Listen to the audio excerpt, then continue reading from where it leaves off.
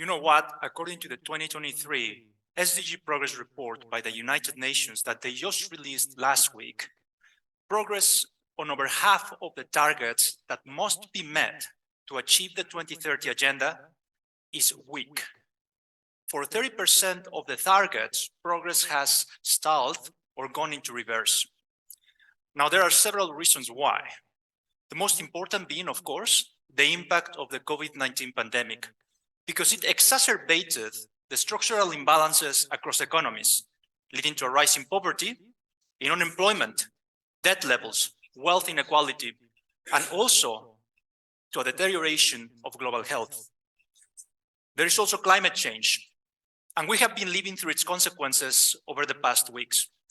I think it is no exaggeration to say that we have seen more inclement weather and more natural disasters over the past few years when compared to the last decades.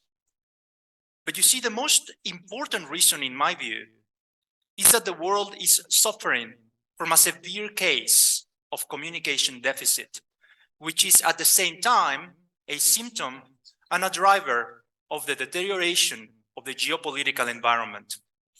Tensions and conflicts between and within nations are rising, leading to the unfortunate loss of human life and making it harder for governments to come together to find solutions for the global challenges we are facing.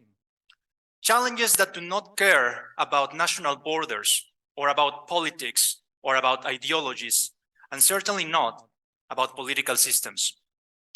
So when I think about the role that the younger generations can play to contribute to sustainable development, it has to be first and foremost overcoming the communication deficit that is disrupting global governance. But how to do this? In my role as the head of the China Center for Economics and Business, I dedicate a large part of my time every day to addressing communication and understanding gaps. I do this internally with my team because, being a Mexican citizen, leading a global think tank in China, well, as you can imagine, there is just no shortage of different opinions. But my task is to lead my team to success. So therefore, communication is key. Together with my team, we work together to address understanding gaps, communication gaps externally, especially between China and the world. And we do this through objective and rigorous impartial analysis that is cognizant and respectful of the socioeconomic, cultural, and political particularities of different countries. So when I think about my experience, I would pose 3 recommendations for the younger generations to address this global communication deficit. First, you don't have to hear, you have to listen, and you have to listen very carefully.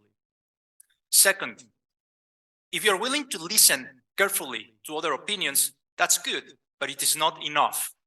You have to acknowledge them, recognize that different people think differently, and seek to understand why. And finally, if you listen carefully, and if you acknowledge other people's views, then you can generate consensus.